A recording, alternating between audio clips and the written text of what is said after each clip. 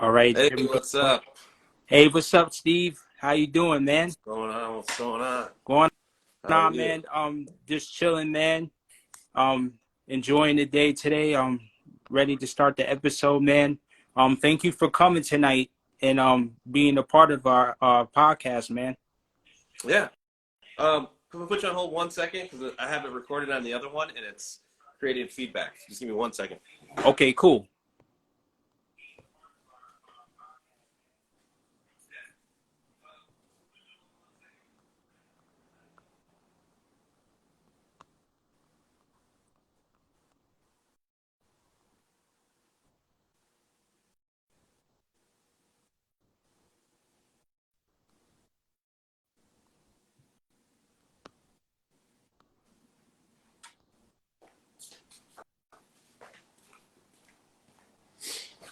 All right, I'm back. All I'm right. back. I'll try to record it. Maybe I can repost this to my YouTube page or something like that. I feel like that could be kind of fun thing to do. Okay, cool, man. I would appreciate that, man. That's great. So we're gonna get ready to start here. Everybody, hope you're doing well tonight. Happy Tuesday. It's your boy Daryl Alex Poinsett, founder of Poinsett Films _ Skate podcast. Episode 6 today. We have in here Steve Kindle, founder of Skateboarding Instant Magazine. How you doing today, Steve? I'm doing good. Doing good. Just busy as always. It's kind of fun to do something different, and just talk about skateboarding. So I'm always down for that. All right, man. So in the beginning to get it, what got you into skateboarding, man? Like what year did you start it? Like what got you to like become passionate in the beginning of your life when it started for you? Man, I'm one of those people that started skating really young. Like I started skating, I moved to a new neighborhood in third grade, and I didn't know anybody or whatever. And the cool kids in my neighborhood skated, so I was like, oh, I want a skateboard. And this is in like '88. This is a really long time ago. Oh man, that's before I was alive, man. I was born in '90. That's what's up, man. What year were you Nah, born? man. I admire that a lot. I respect all you guys who who the pioneers who led the way for us in the beginning of the early days, especially the street skating. So what was that like back in like the late '80s, early '90s, like pioneering Man, street skating? I mean, skating just changed so much over like a relatively speaking short period of time. I listen to a lot of podcasts where they interview a lot of guys that I look up to, guys who were pro in those days, and kind of getting their perspective on things. Because I was just a kid, I mean, I was third grade, fourth grade, and just seeing all this stuff for the first time was just, was really cool, and it was different, and it just I mean, from like 85 to 95, like if you think about how different skateboarding was from like, shaped boards in like 80, late 80s was like, a whole like, like a board with a real shape to it. And then that started rapidly changing within like 2 years. It was like already like, okay, pretty much a popsicle board. And then it was like kind of like that kind of football shaped board, like kind of one of these shape boards. Like I have a bazillion skateboards, right? So Oh, like nice. Yeah. it's more like a football shaped board. It's kind of coming back right now. I have one of those. And then it got like into like really small boards for like pretty much the rest of the 90s. It was like everybody was riding like in the like 90s, I was riding like a 7.5. Like I was riding a really small board. That was normal then. And and just skating's always changing and stuff. But that seemed like a long period of time at the time. But I mean, all that was like 5 years. It was like from like 80s, 88 to like 93, like skateboards had completely changed, from like big shaped boards to, skinny boards with small wheels and all this stuff. It all completely changed in like 5, 6 years. So yeah, I mean, it was exciting though. It was interesting. I remember like going into skate shops for the first couple times and just, as a kid, like the kind of artwork, actually it's kind of cool that we're here in my garage so I can show you like, so this board, my wife bought me this board for my birthday a few years ago. That's a Nodus Coppice. It's like a reissue, but that was like the first real skateboard I ever had. Like, Oh, I think I got it for my that's cool. grade. So, like that was like '88 or whatever, and then, but I just remember like going in the local skate shop. I'm from Illinois, and I remember seeing this board, this Rob Roscott Santa Cruz, and like I would just buy those stickers. They'd have like stickers of those graphics and stuff. And we would buy those up and put them all over our boards and everything like that, normal little kid stuff. But it's just like, as a kid, you didn't see like artwork like that anywhere else. You know what I mean? Like only in skateboarding would you even be exposed to like that kind of artwork and stuff. In third grade, fourth grade, you didn't see stuff like that, especially not in those days. Yeah, man, you definitely right about that, man. And what was it like growing up in Illinois? How was that? I mean, just suburbia, America. Anywhere in America is probably very similar to like most places, the middle of America. It wasn't. I really can't think of anything about it that was really like outstanding. Like, oh my God, this was totally different here than it was anywhere else. I mean, it's Illinois, so it was cold in the winter and stuff, and so couldn't skate a whole lot in the winter. Then you fully have like seasons. So when it was nice out in the summer, it smells like summer and stuff like that. So a lot of times when people say they like a place with seasons, that's kind of what they mean. But yeah, I mean, when you could go and actually skate outside, I mean, you were hyped to just take advantage of being outside, and that was always really nice. We would skate for transportation and stuff, and skate to school and things like that. Kids don't even like, maybe when they're old, obviously eventually when they're older they do that now. But like, I was literally like skating to school by myself in like fourth grade. Like people like don't even do that with their kids anymore. Nobody lets their kids that far out of sight that young. Wow, yeah. Mine. Like it was far, dude. It was like, I want to say like a mile or two to get to school. Maybe longer. I don't even know, Yeah, that's a long way to skateboard like that on your own, Yeah. that young. Yeah, it was a mission. It took like a while, but it was fun. You know what I mean? And it was like, me and my like little 3 or 4 neighborhood friends, like we would just be like skating. We didn't even like know how to really do any tricks yet. We didn't even like know about tricks all that much.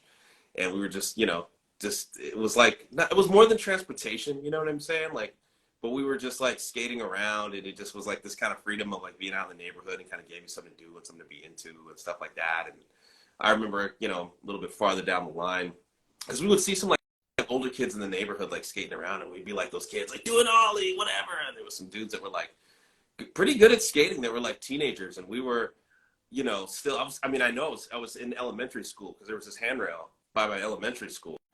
Now, mind you, if I was in elementary school, this was in the 80s, and this dude Malcolm, he was good, dude.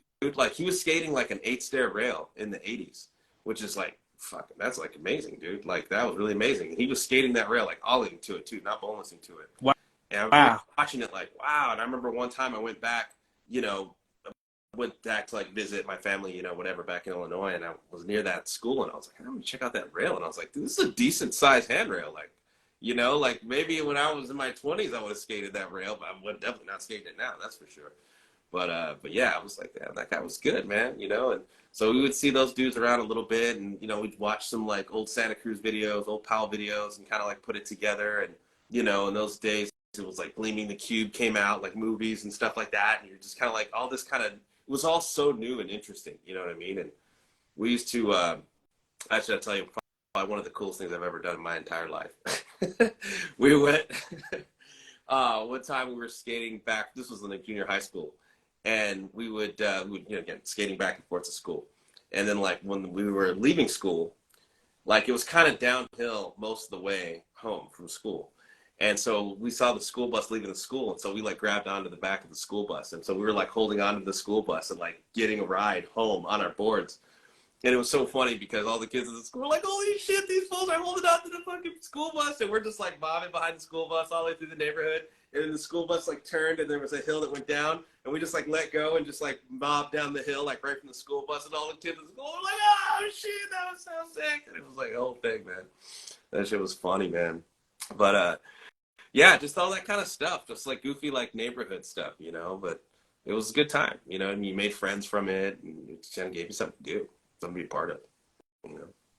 Oh, that's cool, man. What was it like since you grew up in that time when like the companies like Real, Girl, Chocolate, dumb type of skate companies like Element all came out like through the 90s, like very early 90s and to the 2000s. How was that like evolution that time for you? I mean, that was, again, everything was changing so fast, and it was like, companies, and you see a certain amount of it now where it's like, you kind of come up in an era and you have like a, that company, every company kind of has a vibe about it, right? So like Powell kind of had like a wholesome vibe to it. It was this kind of like mid 80s, like mainstream kind of, glam rock was big and all that kind of stuff. And, Powell just kind of went right with it with the kind of graphics and everything. And then, it kind of got too big and kind of too cheesy. And so then, skaters, they always kind of want like what's kind of underground and kind of subculture and stuff like that. And so then like H Street was like the kind of grittier version of like skating then. And so then everybody loved H Street. It was all Yeah, about A Street and Plan B and Plan B, the early Plan B. Yeah. Plan B. And then it was like, that was like, because H Street got too big. And so then it was like, we needed like the kind of grittier, kind of more like youthful version, the new, whatever version of that was basically Plan B. Like half the team left H Street to start Plan B. So that was the thing.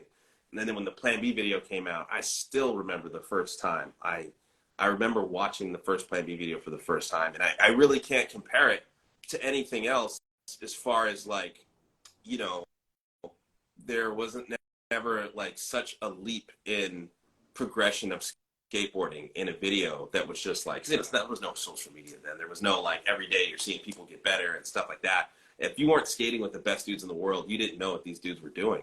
And then No. they saved all their best footage for this one video, and it was like, Pat Duffy, like 50-50 and like a double kink rail. I remember literally watching it like, is this real? Like, is that special effects? Like, that's not even possible. How are you balancing on a bar on your trucks? Like, that's insane, And it was just so far ahead of like anything anybody was doing that it was just like, okay, all right, we're just like, you're back to the drawing board. You go and you're so pumped to skate. You're just like seeing all this amazing stuff, and yeah, you're just out skating, trying to learn all this stuff that you saw, and it's just like an hour worth of like footage, and you don't even know where to start because it's all tricks. You have no, you don't even know where to start. You know what I mean? Nobody can do any of this stuff. So you're just like, oh shit, how did he do that? Was it a heel flip? Was it a kick flip? I don't even know. But it was fun, and that's kind of how it was in those days. It was a little bit more exciting because it was like you didn't see anything for months. You watch the same videos over and over again, and then the new video drops, and it's like a whole new thing of these guys that were doing a bunch of shit you've never seen before. You're like, oh man, So Yeah, it's amazing the accessibility we have now because like even when I first started, I started in early 2000. I started in 2002, and like I said, it's a different era before the social media. Like when videos would come out, you would be so excited for a new video yeah, and any kind of footage to be put out because exactly. you didn't have the accessibility like now. Every day you could put out so much material Yeah, instantly, and it's right at the palm of everybody's eyes and hands. So it's amazing how the long way we come through, yeah, with technology, skateboarding, and entertainment and everything. It's amazing. And yeah. yeah, that's great, man. So what inspired you to have your own magazine on Instagram to start the whole skateboarding Insta magazine? I just kind of thought it was just kind of something different to do, and essentially just a creative outlet. You know what I mean? Like I'm a skate nerd. Like I said, I grew up watching skate videos, so some of the stuff is like me. Some of it's like some of the guys that ride for my skate company, Collage. Some of it's just stuff I'm just literally reposting from other stuff that I saw on Instagram that I thought was dope, and it's just like, all right, I'm going to show it to my audience and my friends, and showcase it in my own way, and that's really all it is. It's just kind of a fun thing to do. And I had a personal page which they like took down over like some stupid BS I don't even know.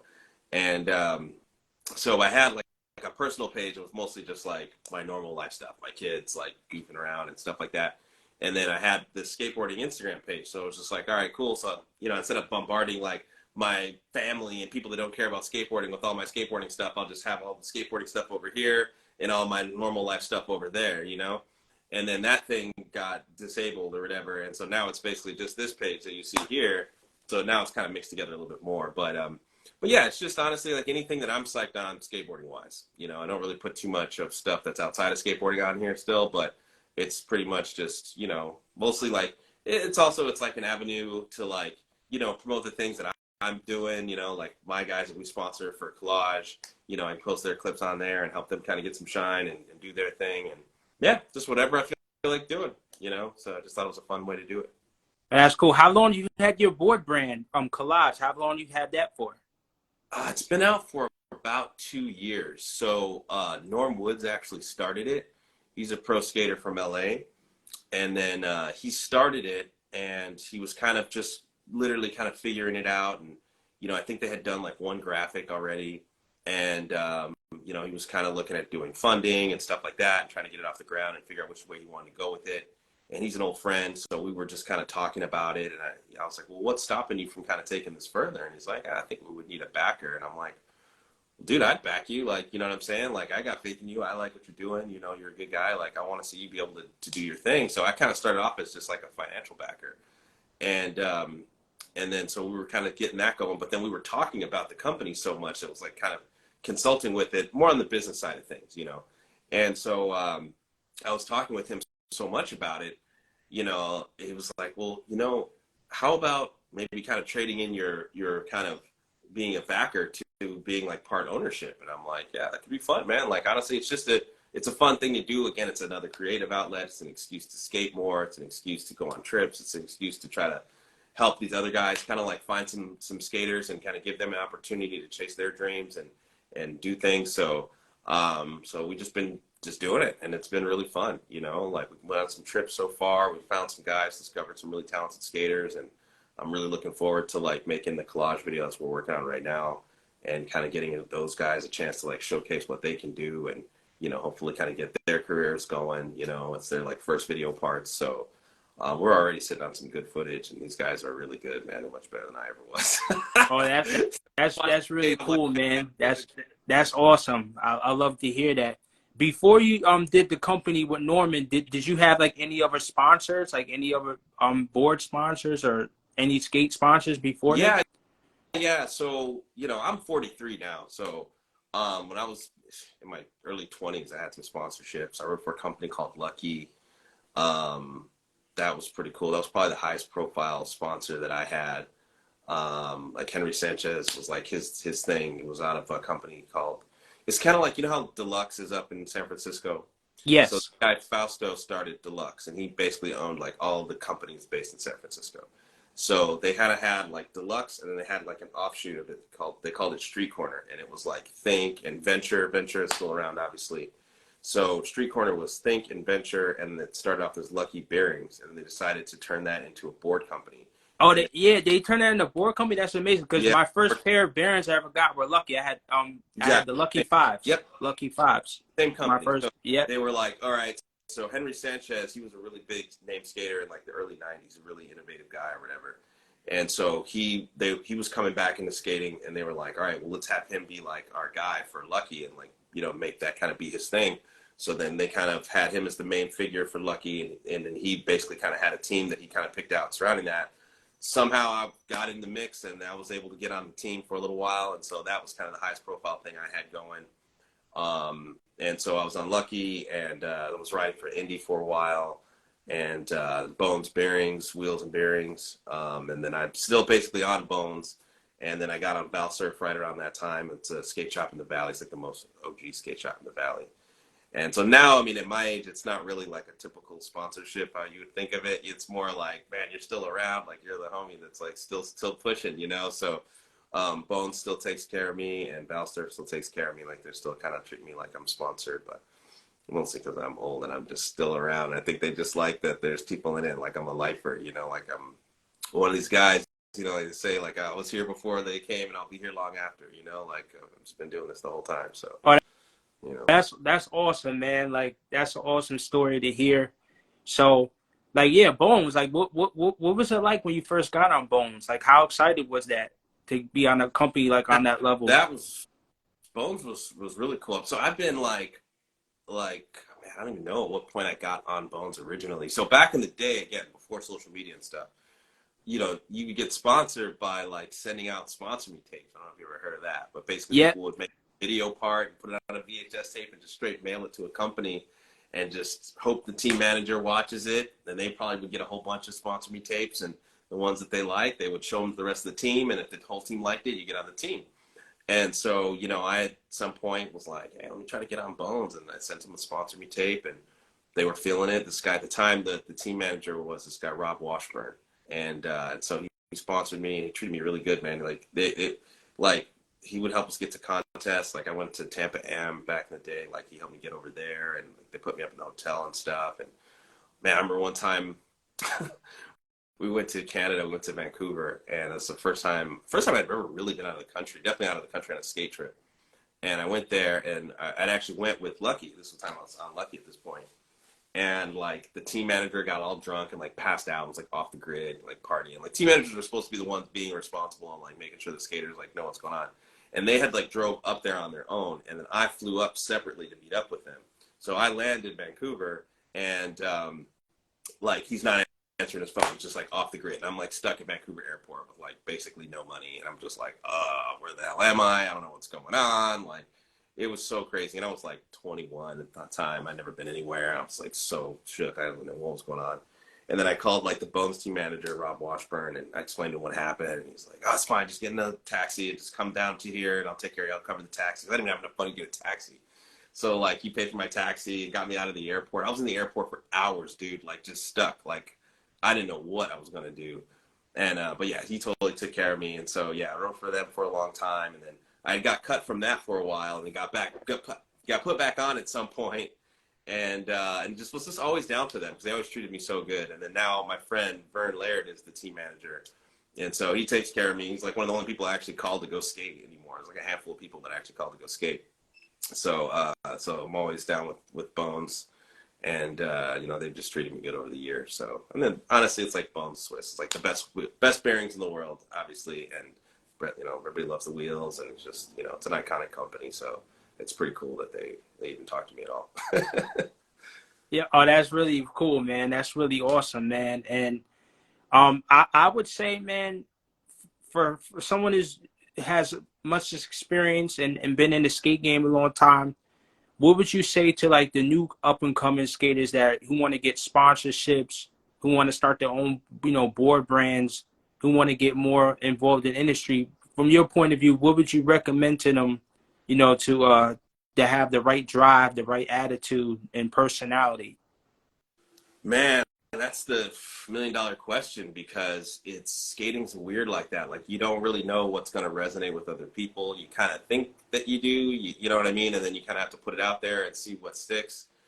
I mean, there's obviously certain things that are just kind of universal as far as like obviously being really good at skating and skating a whole lot is, you know, huge and you know it is what it is, very obvious. But having like your own individuality, you know what I mean? It's like being the first to do something is such a bigger deal than just doing something, you know? And so it's like a lot of guys, it's like, oh, okay, this guy's got a cool vibe. He's wearing baggy pants. He's like, this and that. And it's like, if you're the first person to do that, you kind of get known for that and you got your own vibe. If you're just another person that's kind of doing the same thing, people are just like, all right, whatever. So being an individual is definitely a big thing. Like having personality and having a good style, like when you skate, like, and that's something you only have so much control over. Yes. But a lot of people that can do really hard tricks, but they just make them, they don't look good, you know? And Yeah, so, yeah. You got to make your tricks look good, yeah, and I feel that's part of a skater's personality and the identity is it all, how comfortable they feel in their skin to perform the best they can do will show in their style, yeah. or at least I think, No, no, at least. definitely something to that because I think a lot of the biggest personalities in skating, those things all kind of come together. And that's definitely kind of one of those things when you got like somebody like Chad Muska or something like that. And he's got his whole kind of persona, and then you know he was very kind of flamboyant in his own way with his like the way he dressed and the way he talked and the way he skated kind of matched all that, like doing all this big crazy stuff. And so you know somebody like that, I mean obviously he was an icon, so it's like that kind of thing, you know what I mean? When it all kind of comes together, then that's when you have a star. So you know it's tough because it's not, by definition, it's not going to work out for everybody. It's going to be a very like elite thing, and only certain people are really going to stand out like that and have a career. And if you're so talented that you know, not just talented because that almost sounds like it's just okay, it's a given, but like talented mixed with the work ethic that it takes to have a career that's really mostly based on like your skill, like somebody like a Mariano or somebody like that, where it's just like it's not all just fluff and like, oh, okay, this guy's got this flamboyant personality and all this stuff, and he says all these funny things. It's just like a lot of people may not have really heard Guy Mariano talk, but it's just like he's just so legendary and He's prolific. amazing, man. One of the best ever, man. Yeah, How was that like? Knowing him and meeting him and skating with him. Like, how's that experience? I mean, I don't know him. You know, like I've met him, and he's actually a really nice guy. It's actually funny because so I would see him around, and like he goes in Val Surf and stuff a lot, so I'd see him at Val Surf here and there. And back in the day, like he was friends with some friends of mine, and so but I always had this thing where I don't want to like go and like try to like be all buddy buddy with somebody and just like annoy the shit out of them. So like I would just be like, he's like in my mind, this dude is like, you know, that's to me, that's like meeting Michael Jordan. That's like me Yeah. meeting Kobe Bryant or whatever. Like I don't give a fuck. I don't play basketball. You know, this dude is amazing. So I'm just like, you know, this is like the biggest deal in the world. So I just wanted, literally didn't want to annoy him. I didn't want to be just another person just like, oh my God, you're guy around. Like, rah, rah. So I never said anything to him. I'd see him around. I would never say anything to him. You know, I'd nod maybe and just be like, hey, you know, and that was it. And then like one day we were at a bar in Hollywood, and a friend of mine, this guy Brian Stanglin, he was like, hey, dude, come here. And I was like, oh, what's up, man? And you know, he was like, let me introduce you to somebody. He comes over, he brings in Guy Mariano, and he's like, hey, guys, this is Steve. Steve, this is Guy. He said, what up? Da da da. And I was like, oh, okay. I was so caught off guard with it. I'm glad I was, because I probably would have like overthought it had I knew that that's what he was gonna do. But I was just like, oh, hey, what up? Like whatever, and it was cool. And just ever since then, like when I see him around, he's always a really nice guy. But like after that, he was just like, yeah, he's like, dude, Guy was like, that guy, who is that guy? And he's like, oh, that's my friend Steve. And he's like, I see him around. He never says what's up. He never says anything. And I was just like, you know, so he made him come over and say what's up to me. And like, you know, because I was actually being weird by trying not to be weird. You know what I mean? I was Yeah. like, cool and too chill and just like that kind of thing. So, but yeah, ever since then, man, he's a really down to earth guy, and just he's a really cool guy. And I was always a fan before that. And it's always nice too when you meet somebody and they don't suck as a person, because the other side of that, the reason why I don't try to like be too buddy buddy with a lot of these guys is because it sucks when you meet somebody and they're a dick and you're just like, ah, oh, you ruined it. Like, you know, I Yeah. would rather have never met you and just seen your fucking no slide nollie flip or whatever. Like, you know what I mean? It's, you know, because they're an icon because they're good at skateboarding. You know what I mean? Their job isn't to be a comedian or to be this, you know, whatever. You know what I mean? They're just good at skateboarding, and that doesn't mean that they're gonna be a good person or be friendly or anything like that. And so sometimes people put too much on people like that, expecting too much from them, expecting more from them than what they really signed on for. You know, like people get that a lot with Michael Jordan. He's a notorious asshole. And like everybody, you know, everybody's, oh my God, Michael Jordan, oh my God, Michael Jordan. And I think, to be fair, part of it is just him being fed up with everybody wanting an autograph, wanting a picture, and da da da da. Yeah, him wanting Everywhere. to be treated like a regular human being, just to treat like a person, like he could Yeah. just. I never, in one interview, he said like he couldn't even take his kids to the movies, to like a regular movie theater, and Yeah. like he have to like rent out a movie theater to be able to like take his family out. And I'm like, wow. I'm like, Yeah. Literally, I mean, he's a star amongst stars. I mean, I remember seeing Kobe at the Beverly Center a long time ago, and we were just like walking through the Beverly Center, and I saw him the next story up, but like I could see him over the banister or whatever, and everybody that saw him, you just hear this. I mean, it's the Beverly Center, so there's celebrities and movie stars walking around that place every day, and even amongst them, he's a star. You know what I mean? Like, so everybody's, yeah, you're an actor, you're fake, da, da, da. But it's like Kobe, like you just hear people screaming, Kobe, Kobe, like he can't even walk through the Beverly Center, you know? And that's how Jordan was. I mean, honestly, probably multiple times that big of a deal, because he was one of the first people to be that big. Like you can't. That's funny. I had this conversation with my friend a while back. He was trying to tell me that like Drake is as famous as Michael Jackson or some shit, and I was like, that's ridiculous. no, And I'm like, no, nah, not at all. It's not. It's literally not possible, because you're in a different realm. Like now, fame is like everybody's famous. You know what I'm saying? Like Kim Kardashian's famous. She's not even good at anything. You know, in those days, it was like to be even remotely famous was really unique and really rare.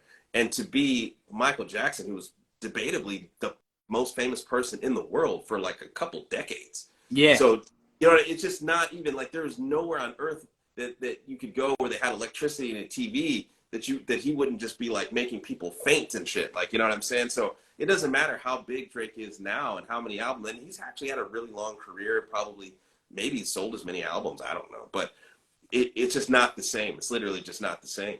So yeah, it's just a different kind of thing. You know what I mean? I don't know how we got off on this tangent with them, but it's just a different kind of thing as time goes by. So anyway. now it's all good. But like you said, one thing I wanted to point out, like you said, because of the social media, everybody has that spotlight where they could be, you know, pretty popular, pretty famous, Yeah. pretty well known. And like you said, in the time of the analog era before all the digital media, you know, you had a certain only one outlet, you know, Yeah. that was the mainstream television. And Exactly. when you was presented in that, that's what you were known as, you know, all the big entertainers. Yeah. Yep. Yeah, it was a different world. It was a different world. It was kind of exciting in its own way, though. You know, just like with the skate video thing, it was like there's a trade-off. You know, like it's dope to just be able to like turn on Instagram, and I do it as much as anybody. I spend way too much time on Instagram, and see, oh, what did Paul Rodriguez land today? I mean, you're seeing clips from hours ago. You know what I mean? And you used to go, and it's like you'd see a video part of somebody, and literally not see any footage of them again for a year, 2 years. Yep. You know what I mean? Yep. I had no idea what they were doing, what tricks they learned and got better at in that time. You know, you might see a couple photos or something, you know, whatever, but like you didn't see any new footage of them for extended periods of time. So when you did, it was like, oh my God, we got the new blind video. We got the new Plan B video. I mean, you were shitting bricks like, oh my God, what is going to be in this thing? I mean, it was a lot, you know, but it was fun. It was exciting, you know. So it's Yeah, now over. like for me with the early, for me what got me to skateboarding, the videos I like was Zero and Baker. When Zero and Baker first came out with Great video. their early videos, like every new video they kept dropping, I couldn't wait for the Yeah. next one. Yeah. They did it well, man. I mean, they used to do premieres. I went to one of the Baker video premieres. That was really fun. Actually, I think I went to two of them. Was that one? Oh man, I don't know. You see, the video premieres used to be big. I went to a bunch of video premieres back in the day. You know, now you couldn't drag me to one of those things now, but it was really fun. You know what I mean? When you're really in the industry and you're in, you know, in that world, like it was fun to like see a video like live with everybody, and it was like such a big deal. You know, like I remember going to they did the DC video. They premiered it at the Man's Chinese Theater in Hollywood on Hollywood Boulevard, and I went to that, and that was really cool. And just seeing the DC video, and that, I don't know if you've ever been to that movie theater, but it's a huge movie theater. It's not a normal movie theater at all. It's a gigantic movie theater, and so it's just filled with people. So when somebody lands a trick, you're like, the place just erupts. You know, it was the first time anybody's seen Danny Way skate the mega ramp, so it was just like anything he did on that thing was just nuts and mind blowing. And so you're seeing all this in a theater. I mean, it was a really cool experience. It was a really cool experience. Yeah, yeah, that was a great video. That was one of the early videos I saw too. That was the first skate shoe video I saw in terms of the shoe company DC. So like yeah, I love the history of DC. And yeah, man, I thank you for sharing all this today on a lot of history. It's so cool because I appreciate it so much, man, because a lot of skaters, you know, that are young generation today, they're unaware of it. Some who do the research, but like when we have people like you and other guys who've been around, who have the experience, it's really appreciative to hear and receive. Oh yeah, man. Yeah, it's fun. It's fun to talk, go down memory lane. You know, a lot of stuff I haven't thought about in a while, but it's always fun. It's been a long road. Been doing, it's crazy. Been skating for over 30 years, man. You know, and it's just all the different eras and just, you know, the friends that you make, the trips you go on. Like, you know, the skating itself is obviously fun, and that's always its own thing. But there's so much that goes along with that besides just the actual act of skating. You know, I mean, we all love to skate, but it's like there's still so much other stuff. Like, you know what I mean? Like, just my friends in Canada that I made, I still stay in touch with to this day. I haven't been to Canada in almost, I don't even know, 15, 20 years, you know? And it's like, but, you know, we'd go up there on skate trips and, you know what I mean? Like, you just make friends all over the world. I actually just reconnected with this dude I skated with in, like, Spain, like, in, like, 2010 or something like that. And he, like, lives in England now. And it was just like, dude, I, like, hung out with that dude, like, once at MACBA in, like, 2010. But he was the homie. And it was just, like, ever since then, you know, we exchanged social media or whatever. And it's just, like, that's so sick. Like, how many people, most people don't have that.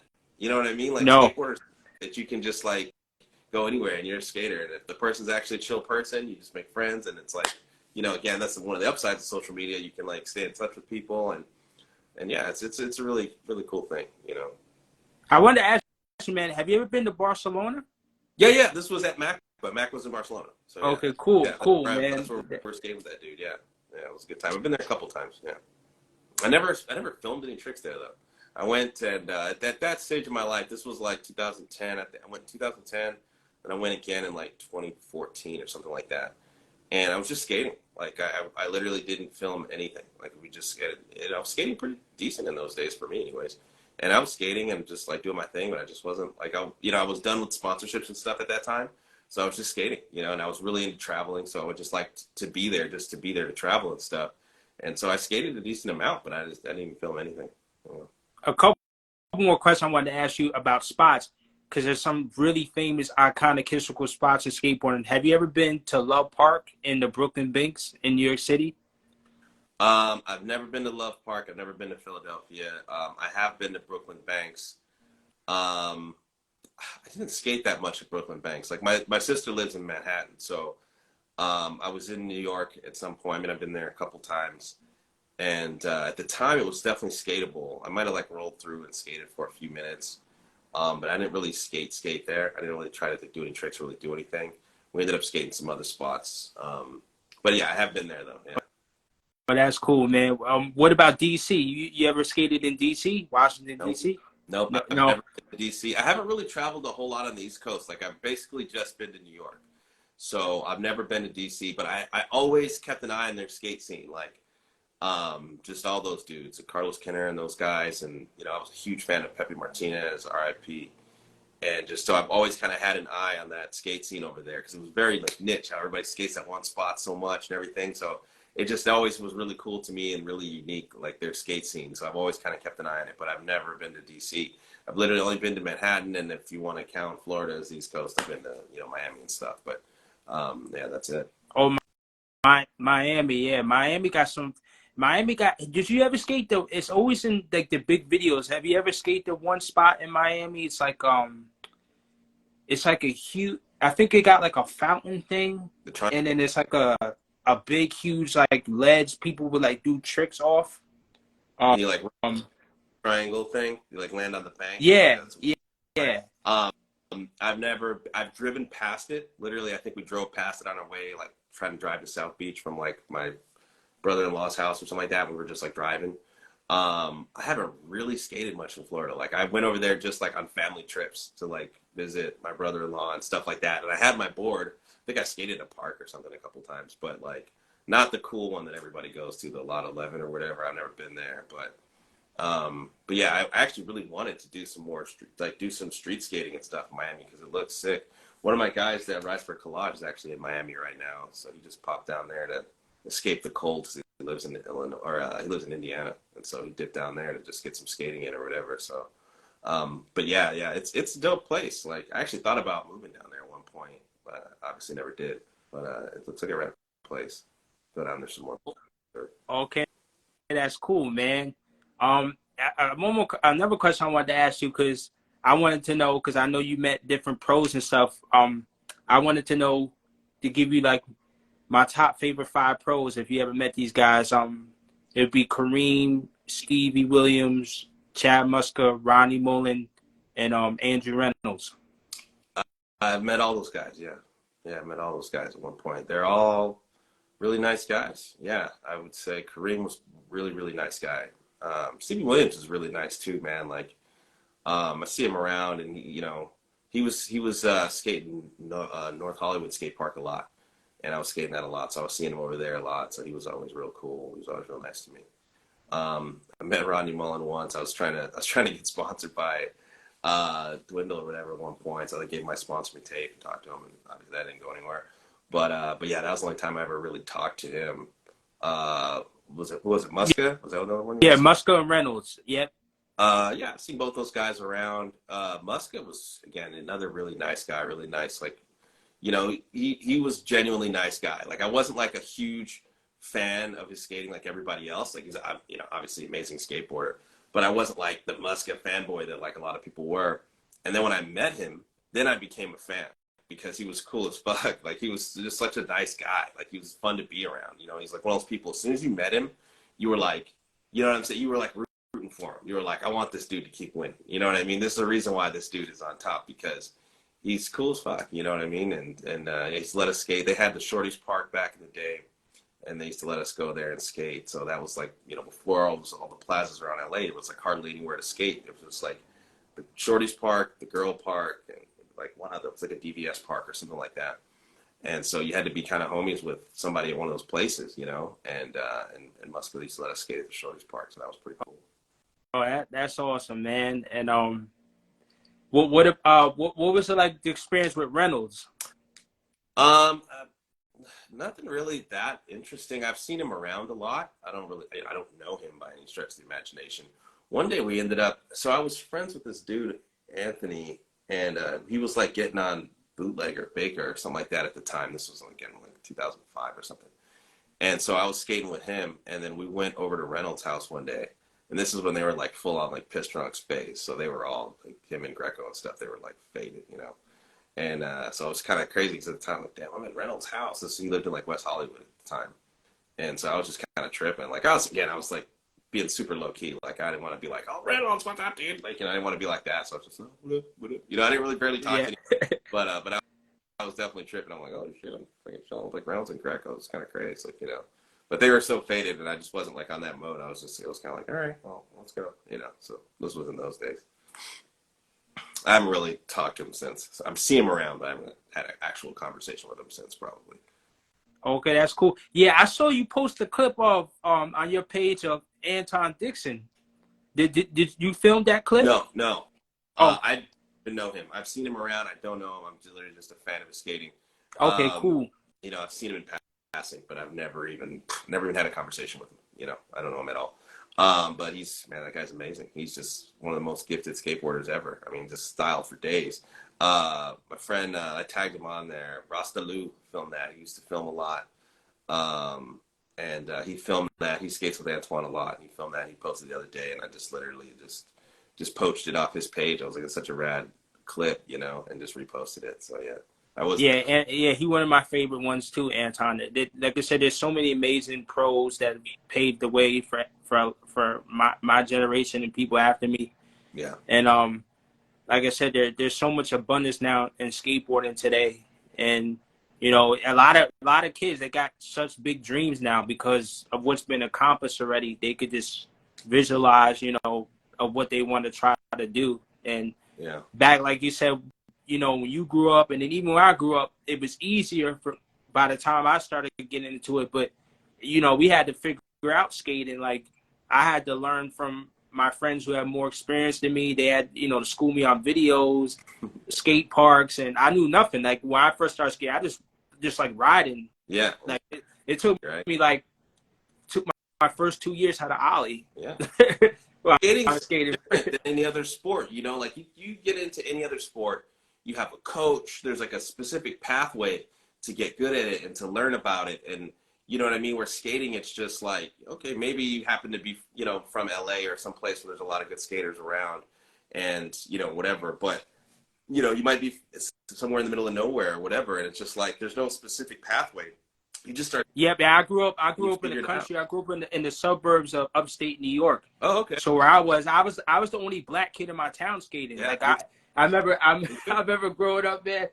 They're like, "What are you skateboarding for?" I got All my family, half of the friends, they were like, "Yo, do tricks, do kickflips and ollies and stuff." I was like, "I don't know how to do any of this. I was just yeah, doing your learn how to ride the know. board." Exactly, man. I got that for years, man. It's cool now that skateboarding is like cool in the black community now. You know, like most Yeah, of my life, you got shit for being a black skater. You know, you got all kind of fucked with. You know, but I didn't care. I was just like, I'm doing my own thing. Like, I don't want to live some like stereotypical lifestyle where it's just like, oh, I'm this, so I've got to be interested in these things. Like, I didn't want to do that. You know what I mean? I want to whatever I'm into, I'm into. You know, I want to be a unique person. You know, and so. But yeah, I definitely feel you on that. That's definitely how it was growing up for me, for yeah, sure. that's how my identity, because like I remember I came to school seventh grade and I got my first pair of Vans, and all my other friends that I knew, they had Jordans, Nikes, all the nice basketball, and they're like, "Why are you wearing those for?" I said, "Because I love to skate in them. You know, I love skater shoes." And ever since then, I always get skater shoes. Like I always Yeah. love collecting skater shoes, to skate in or just to wear. Like those are my You're favorite. into skating. That's what you're into.